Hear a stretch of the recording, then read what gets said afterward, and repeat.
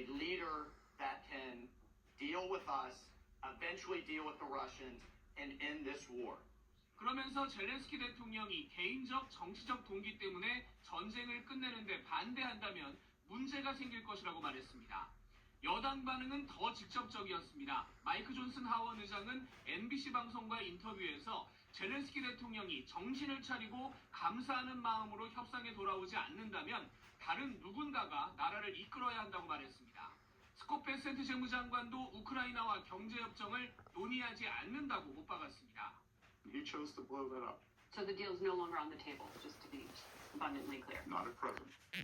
미국 내 여론은 엇갈리고 있습니다. 백악관 설전 사건 전 이뤄진 CBS 여론조사에서 우크라이나 지지는 51%, 러시아 지지는 4%, 어느 쪽도 아니다는 44%였습니다. 하지만 동시에 공화당 지지층의 41%가 러시아를 미국의 우호 세력이라고 답해서 지지자들은 트럼프 대통령 입장을 따라서 움직일 가능성이 높은 것으로 평가됩니다.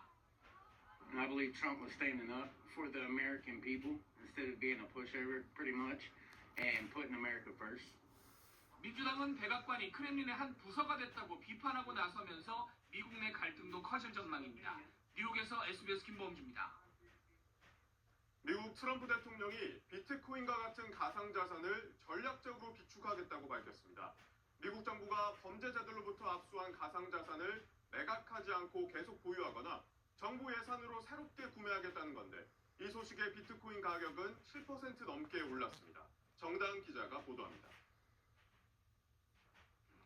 트럼프 미국 대통령이 가상자산 산업을 육성하기 위해 가상자산을 전략적으로 비축하겠다고 밝혔습니다.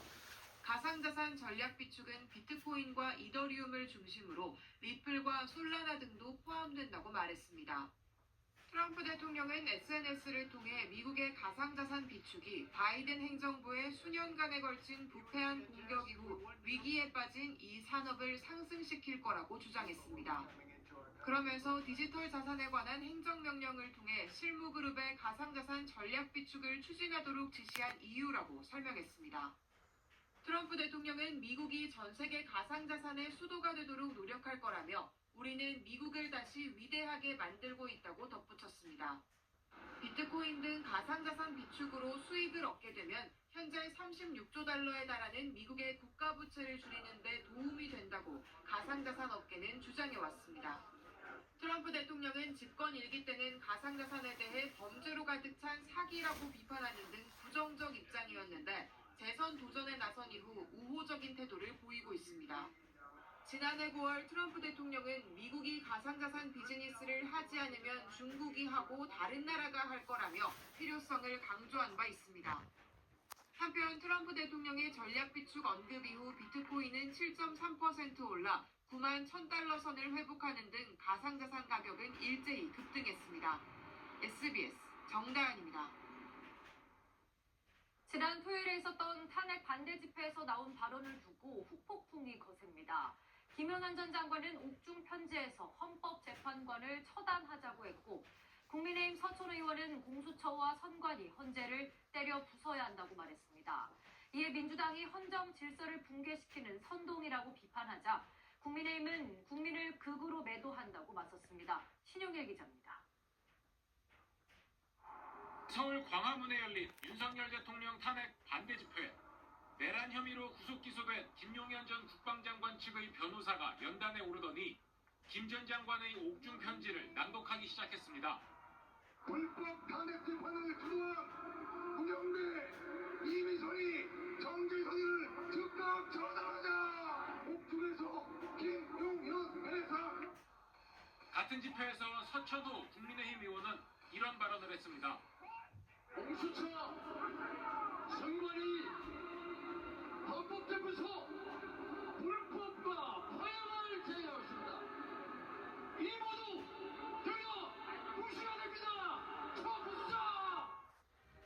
경찰 출신 현역 국회의원이 헌법 수사기관 타괴를 장외 집회에서 외친 겁니다.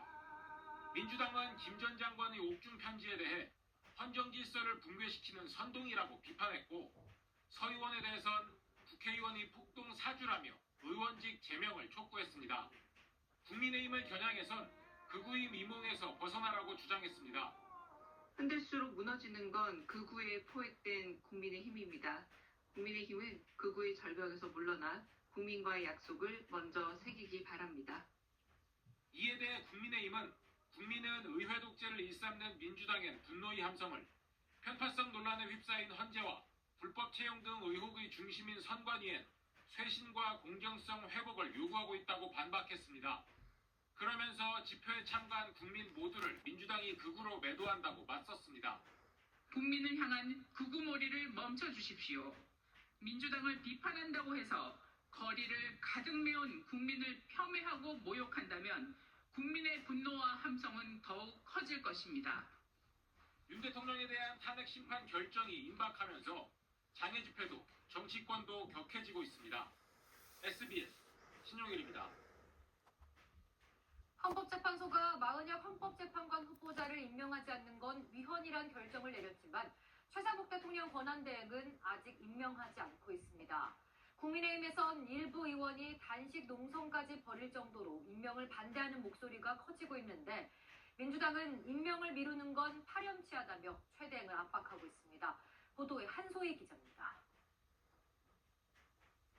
국민의힘 박수영 의원은 최상목 대통령 권한대행이 마은혁 헌법재판관 후보자를 임명해선 안 된다며 국회에서 단식 농성에 들어갔습니다. 마은혁 후보자가 뒤늦게 탄핵 심리에 개입하는 것이 판결의 공정성을 훼손할 수 있다는 점입니다.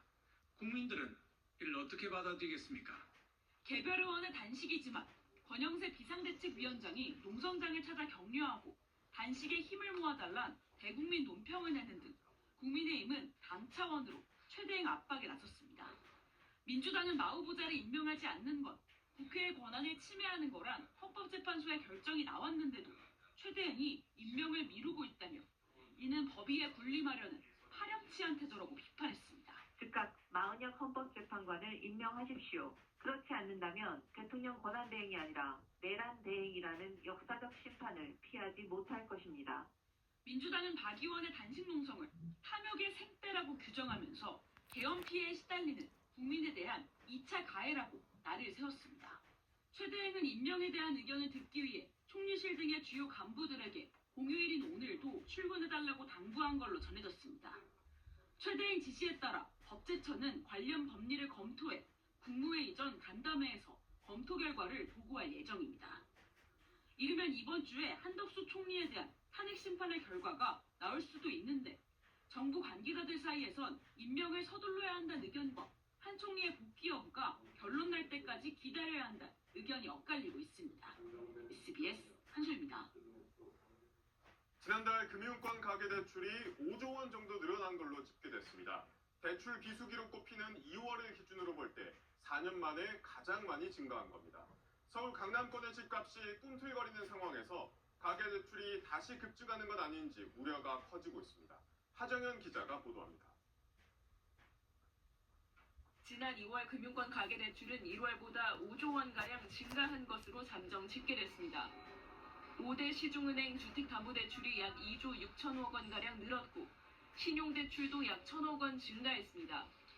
전통적으로 대출 비수기인 2월에 가계대출이 이렇게 늘어난 건 코로나 대유행으로 금리가 크게 낮아져 가계대출이 급증했던 지난 2021년 이후 4년 만입니다. 지난해 10월 이후 기준금리 인하 사이클이 시작된 데다 작년 하반기 대출 총량 조절을 위해 대출을 조였던 금융회사들이 새해 들어 대출 조건을 완화한 영향으로 풀이됩니다.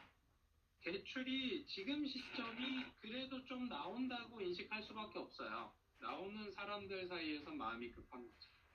최근 서울 강남권 토지 거래 허가 구역 해제 이후 호가가 높아지며 집값 불안 분위기가 가시화하고 있고 금융당국이 공개적으로 기준금리 인하를 대출금리에 반영하라고 금융권에 요구하고 있어 대출 수요를 더욱 자극할 수 있다는 우려도 커지고 있습니다.